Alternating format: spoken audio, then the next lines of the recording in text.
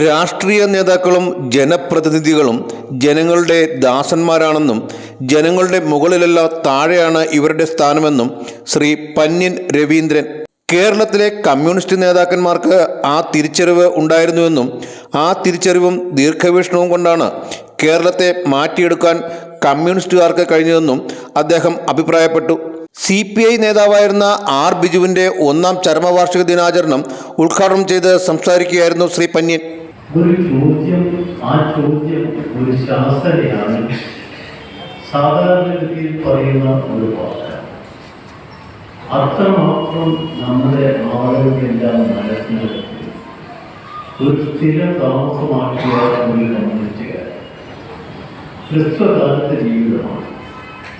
നമ്മളിപ്പോൾ പറയുന്ന പല ആളുകളെ കുറിച്ച് പറയുമ്പോൾ ത്യാഗോജ്ജലമായ ജീവിതം എന്നൊക്കെ പറയാറുണ്ടല്ലോ. ത്യാഗോജ്ജലമായ ജീവിതം പറയേണ്ട ഒരു ത്യാഗം ഒന്നും ഉണ്ടായില്ല. പക്ഷെ ബിജു ഒരു കമ്മ്യൂണിസ്റ്റുകാരൻ എങ്ങനെ ജീവിക്കണമെന്ന് ജീവിച്ച് പഠിപ്പിച്ച ഒരാൾ. CPI വൈക്കം മണ്ഡലം സെക്രട്ടറി MD ബാബുരാജ് അധ്യക്ഷത വഹിച്ച യോഗത്തിൽ തലോലപ്പറമ്പ് മണ്ഡലം സെക്രട്ടറി ശ്രീ സാബു P മണലോടി സ്വാഗതം ആശംസിച്ചു. നിരാശപ്പെടുത്തി അകാലത്തിൽ ആ സദാമനെ വിട്ടുപിരിയും. കമ്മ്യൂണിസ്റ്റ് പാർട്ടിയെ സംബന്ധിച്ചിടത്തോളം വർഗ സംബന്ധിച്ചിടത്തോളം ഓരോ നിമിഷവും ആ ശൂന്യത ഓരോ പ്രവർത്തനങ്ങളും വരുമ്പോൾ നമ്മളെ ബോധ്യപ്പെടുത്തുന്ന തരത്തിൽ അത്രയ്ക്കും അനിവാര്യമായിരുന്ന ഒരു രാഷ്ട്രീയ ജീവിതമായിരുന്നു കമ്മ്യൂണിസ്റ്റ് പാർട്ടിയെ ആരംഭിച്ചത്.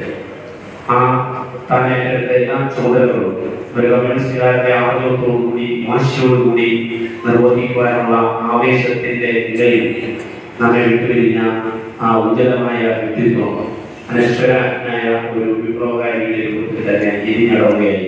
CPI കോട്ടയം ജില്ലാ secretary advocate VK Santhosh Kumar, assistant സെക്രട്ടറിമാരായ John V Joseph, advocate Binu Bose, TN Rameshan, EN Dasappan, CK Asha MLA, P Pradeep, AYF ജില്ലാ പ്രസിഡന്റ് K രഞ്ജിത്ത്, KCC ജില്ലാ secretary Abdul Haris, advocate MG Ranjith തുടങ്ങിയവർ സംസാരിച്ചു.